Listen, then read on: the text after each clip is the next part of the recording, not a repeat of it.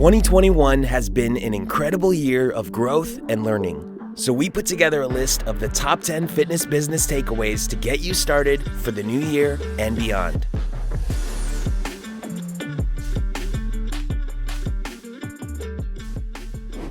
so glad you said that because a lot of people don't think about that. You know, even in our company, and not just with us, but with our clients. You know, let's take us for example.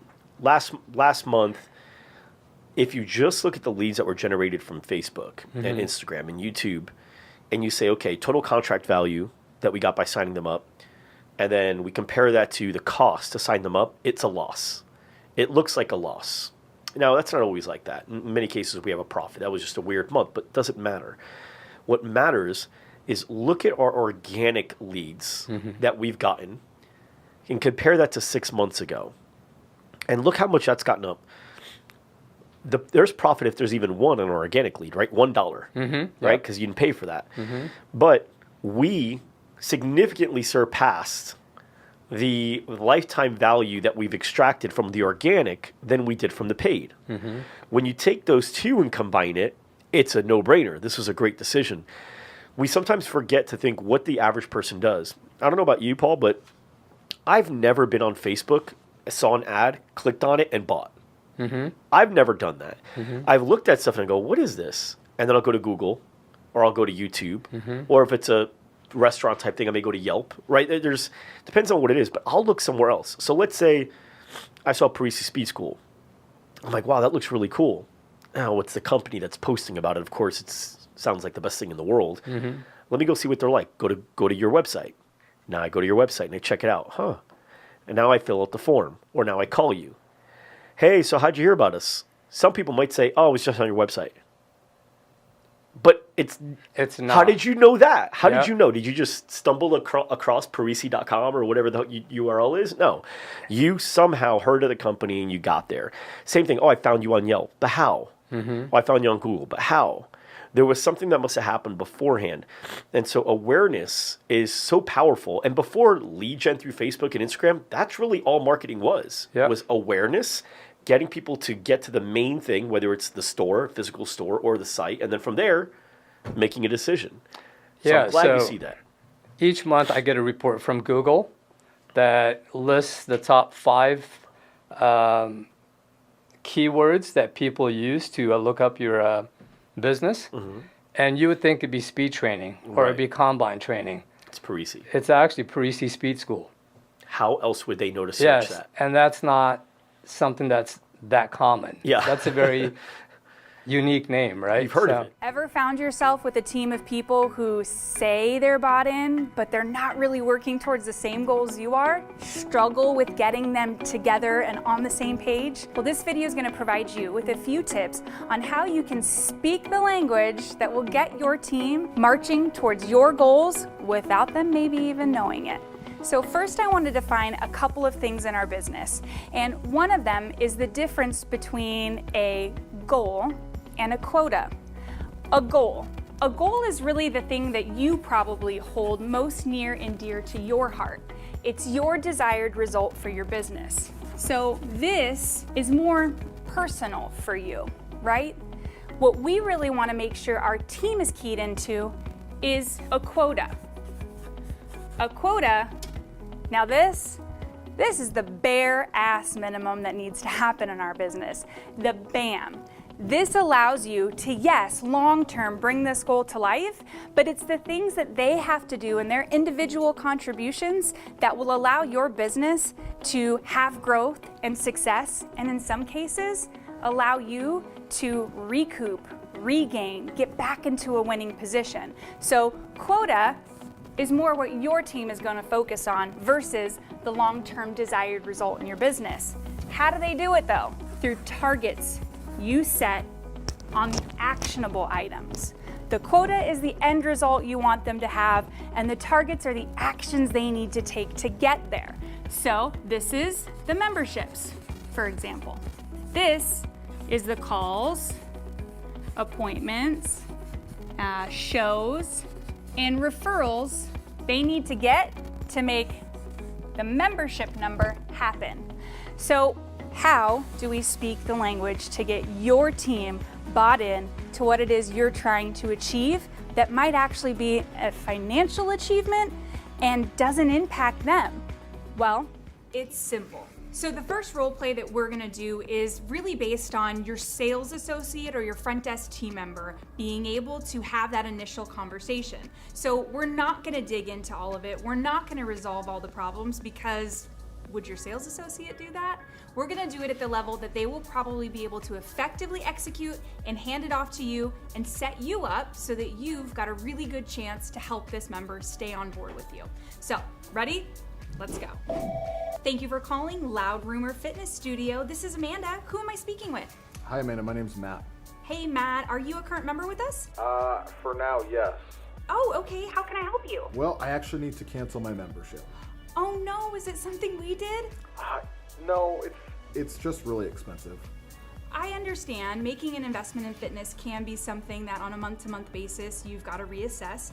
So can you tell me, Matt, when you got started with us, how often had you committed to coming in per week? Somewhere between 3 and 4 days a week. Okay, and how often have you been coming in recently? Probably closer to about once a week. All right, I find that happens a lot when people look at the expense, the investment they're making. If they're not showing up for it, they're not using it, it can feel much more costly than if you were using it, right? Yep. All right, so what I'm gonna go ahead and do, Matt, I'm gonna take down your information. Our studio manager is the one who helps support our members who are looking to pause, exit, or maybe change their programming a little bit. So do you mind if I go ahead and take your information down and have them call you back? No, that's fine. Okay, great. Let me go ahead and get your info and I will make sure they call you within the next business day. Okay, thank you. Thank you. So as you can see there, we don't want them to dig in too far. We don't want them to start to make offers, to begin to make assumptions about what Matt needs versus what Matt initially. What's up, everybody? My name is Mike Garcia. Welcome back to another episode of the GSD Show. I'm just kidding. I'm McKenna, and I'm the video production manager here at Loud Rumor, and I am not Mike Garcia, but I am going to show you how to make an audio podcast in under 15 minutes. So the first step, what you want to do is pick your theme. So it's important not to be super broad with what you're going to talk about on your audio podcast, but not super niche where it's like only one thing. So for example, we have the GSD Show. If you haven't checked it out, go do that. But you know, we're not just a business podcast. We are a fitness business podcast that helps fitness studio owners with things like sales, retention, marketing, etc. Yeah, again, we're not too broad where it's just a business podcast, but it's not too narrow where we're only fitness business owners talking about sales and that's it, nothing else. If you become too niche, you're gonna run out of things to talk about. If you're too broad, you're not gonna find the right listeners. So find the little sweet spot. An example that would be for you guys is say your ideal members are, moms on the go, busy moms on the go. Well, a podcast theme for you is, quick episodes talking about things like, the quick tips for breakfast ideas or workouts to do with your kids. Maybe it's like your favorite hormonal supplements, and you're tailoring it around that busy mom on the go. And maybe they're like 10 to 15 minute long episodes that is specific to your listener.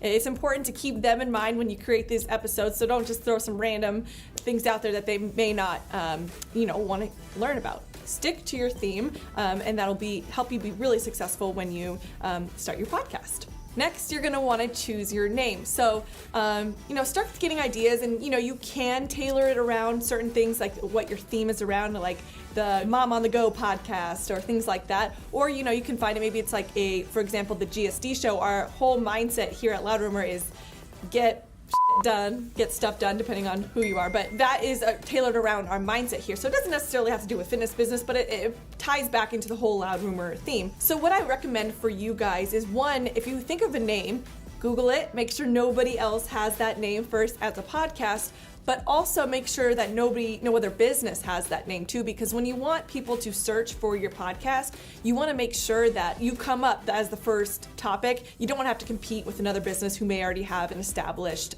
name. And make sure you share a couple of your naming options with friends, family, your members who could be potential listeners, and they'll give you some feedback on helping you decide which name to go with. All right, so you've got a ton of leads in your system. how do you follow up with them? We're gonna discuss now the 5 key tips and things that you should know about following up with your leads effectively. First thing, make sure that if you've got a web lead in your system, you call those leads as quickly as possible. What does that mean? Within the first 5 minutes. If you can capture folks while they're still sitting at their computer, you've got a better chance of them taking action now, today. And ideally, that's what you want. You want someone in your studio as soon as possible. If you've got a lead that you've collected from a referral or any other lead source, those leads are great to call at least within the first 24 hours. If it's a referral, make sure you engage that new member or current member in contacting that referral first for you. Number 2, always call. We have a tendency to want to go with what's comfortable for us and maybe have that first communication be a text or an email. It's a very easy, low risk situation for all of us, but you want to pick up the phone. People love a little personal connection. Always assume the person you're calling is the person who's gonna pick up. So it should be, hey Matt, it's Amanda from, put your studio name here. But it should always be a call first. In today's video, I'm going to share 5 tips to help elevate your video using just an iPhone. First, shooting 4K. Let's get the best quality and image from our phones. Switching your phone from HD recording to 4K is as simple as a push of a button. All you need to do is go in your camera settings and switch to 4K. That's all you have to do, simple. Second, hold your phone sideways, horizontal, landscape, long ways, not social media style. We want to separate ourselves from Instagram or Facebook stories. We are making cinema. Embrace your Tarantino, your Christopher Nolan, your Catherine Bigelow. Third, make sure to get a lot of angles. Get low angles, get close angles, get high angles, get wide angles. Think of the angles like a series. Share the full experience through your angles. Get creative and narrow the focus. Focus on one subject at a time. There have been too many times that I've seen phone footage of people filming with no intention and missing valuable moments. Focus on getting 5 different angles of the subject and then move on. Also, pro tip, hold your shots for at least 10 seconds.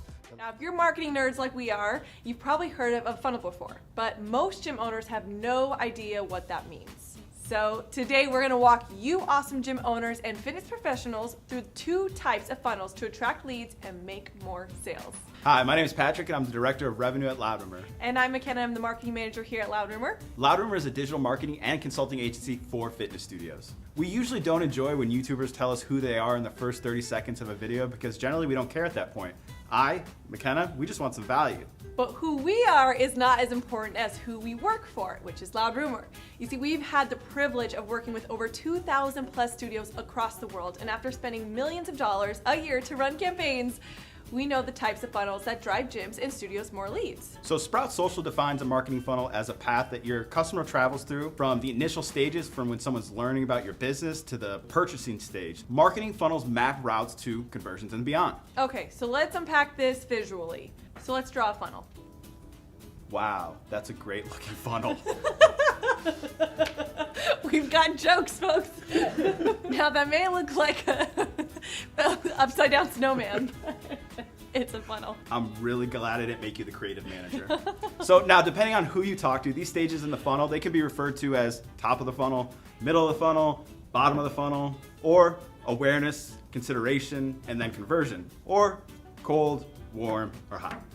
In theory, the farther along your prospect is in the funnel, the more likely they are to convert into your offer. Okay, so the 2 funnels we want to dissect are what we call the value-focused funnel and the lead-focused funnel. Neither of these are better than the other, and at the end of the day, marketing is all about testing what works best for your demographic and your audience. We will say this, the value-focused funnel is a longer play that may result in lower costs over time, while leads-focused funnel may produce faster results at a higher cost. The key word in that statement is may. You have to run campaigns, tests, and compare results to see what works. Now, before we dive into it, let's establish what exactly a brand is. You might think your brand is your logo and your color schemes, but really, those are just 2 small components to an overall bigger system. At the end of the day, your brand is essentially what your customer sees and hears. The most successful businesses use branding to connect with their audiences. As a business owner, your branding should make your audience feel like there's no substitute for what your fitness studio provides. To achieve this, you first need to look closely and identify your brand. Ask yourself, what is my story? What does your business do? And why does it matter? The answer to these questions will set your tone for what your brand is going to be. For example, you may have an incredible origin story as to why you opened your studio, and you want your members to know that. Maybe your studio is all about body positivity, embracing themselves. Again, this needs to be clear to anyone that walks the door into your studio or visits your social media or website. Next, do some market research. What does your exact member look like? Does your studio cater to a specific demographic? Now think of the type of member you want to attract into your studio. Connect that answer with your tone and you have yourself the start of a brand. For example, Nike's customers could be described as having a winning mentality because its tone and messaging inspires its customers to just do it. The two together create the brand, and they make sure that is how they are perceived through their marketing content. So how can a lack of certainty show up? It can show up in a lack of certainty that they might express in your workout, your facility or feel of your facility, or in you, their lack of certainty in what you're recommending. All three of these come down to a confidence that they have that we want to build in them throughout their entire process and not have to scramble to do it at the end of the exchange. So how do we do that? When someone says, I'm not sure if this type of workout works for me, how do we overcome that? There's two ways. The first is having a solid intake process, but the other is, at the end of that workout, getting them to agree that the workout they just experienced can get them to the goals that they expressed to you in the beginning. So being able to say something as simple as, hey, what did you like about the workout? I love hearing that. Hey, can you see yourself getting to that 10-pound weight loss goal here with us? Great, let me show you how easy it is to become a member. Asking that simple question gets that potential member now agreeing that your workout is not going to be what keeps them from getting to their goal. It's going to be some type of uncertainty in whether or not they're gonna show up for it, because we got them to say, yes, the workout will get me to my goal. The next piece of uncertainty comes from, am I clear that I trust you as my salesperson? A couple of key pieces with this is you are a fitness professional. It doesn't matter how long you've been selling memberships, you have to come from a confident place that the recommendation you're going to make for this person is the right fit for them. So you've got to do one of two things. Either have a pricing sheet in place that easily makes that decision for someone with what we call a decoy effect. If you're not familiar with that, we have another video that features this principle. Or having a recommendation based on the hours per week they've already committed in an intake process to go ahead and dedicate to their workout routine. If you're able to make an effective recommendation or the decoy pricing leads somebody to making a choice that seems to just make sense on paper, you put yourself in a position where you're not having to talk them into a membership and they trust your recommendation or they trust what you're presenting to them is your best offer. And that's what you want. You want that trust to be there. When you build rapport with someone in the beginning, having a few of those just relationship building questions as a part of that process is key. And it lets people open up a little bit more and begin to tell you their real why for coming in. So being able to build the rapport and then also having a very clear recommendation or a decoy pricing effect will allow there to be no doubt that potential member can trust you. I'm going to share tips to perfecting a guest's first-time experience based on a member's point of view. Hey guys, I'm McKenna. I manage the video team here at Loud Rumor, and I've actually been secret shopping a couple of studios in my area. My goal is to put myself in the member's shoes to see where studios, 1, are doing things right and how we can build off that, and then 2, share where studios need improvements and where we can all learn from them. There's a quote that says something along the lines of, a smart person makes a mistake and then learns from it, but a genius learns from other people's mistakes. So I'm going to tell you about 2 experiences I recently had. One studio that did a lot of things right, and another studio that did a lot of things wrong, and how you can learn from both of these experiences. Let's start with the first studio, the one that did things wrong. I do want to start off by saying that this studio had an incredible workout. It was really great, and in fact, it kind of amazes me how the workout was totally different than the actual experience. But let me start off when I first arrived. So it's my first time ever being in the studio. There are 2 staff members, a coach and a front desk. However, they were both sitting sort of slouched over in their chairs, Neither of them came over to me or said anything to me. I noticed other people standing in a line signing a paper. And since no one said anything to me, I assumed I had to stand in this line and sign the paper. When I got to the front of the line, I finally say, "Hi, I'm new here. Do I need to sign this paper?" And their response, "Oh, no, that's for the shakes. What's your name?" I tell them my name, and they have me sign a waiver in a completely different area. So right off the bat, this is not a good welcome at all. I did not feel comfortable. But next was the tour, and I can't even really call it a tour at all. The coach goes, "There's the bathrooms, there's the nutrition area, and then there's the bottles to wipe off the equipment. And then let me know if you need anything. We're gonna start in about 15 minutes." And yes, for 15 minutes, not one person said a single thing to me. They didn't ask about my goals. They did not make me feel comfortable at all. And now I'm used to going to fitness studios, so this is my world, so I can kind of adjust. But I can't help but think about the person who hasn't worked out in months, maybe years, and they finally get the nerve to take a class, and it goes like this. First impressions matter, and I can't stress this enough. Making someone feel comfortable within those first few minutes is so important, and you should have a process in place that no matter which coach, no matter which class time, anytime someone new walks into your studio, your team runs that play. We actually have consultants in our Loud Rumor virtual training program who specifically help fitness owners develop processes like this for their studio. And if you're interested in learning more about the consulting program, click the link in the description below and you can pick a time to talk to someone on our team to see if the program is a good fit for you. Okay, now back to the story. So after waiting 15 minutes by myself, just standing around, keep in mind there were 2 coaches there, the class finally started. And like I mentioned before, the workout really did blow me away. They paired me up with a veteran member, used my name throughout the entire workout, and the energy was just there. It was a 10 out of 10. And to be honest with you, most of the studios I go to have that 10 out of 10 experience for their workout. It's all the other little things that need improvement. Because after the class finished, after having this incredible workout, I knew that I'd be hungry and I knew I didn't have time to stop for breakfast. I also knew they had shakes from when I first walked in that people were signing that sheet. But I was also too nervous to ask where I get one. Hint, this is why the tour is so important. I wondered, where do I even go if I want a shake? Do I have to sign that sheet, or do I just go over to that nutrition area she pointed to? Is there someone that makes the shakes, or is it the coach? All these questions popped into my mind. It just caused me so much discomfort. I'm like, I'm gonna leave. So I actually skipped breakfast that day. So after this story, after reflecting on it, I came up with 3 basic tips that this studio could have done to make this whole experience a 10 out of 10 and actually make money for me. So tip number 1, have the proper welcome. When you see me or anyone walk in for the first time, stand up, come out of the desk area so there's no barrier, and make them feel welcome. Take me through a real tour, not just pointing at things. Tell me what to expect and where I can find things to make me feel comfortable about being here at your studio.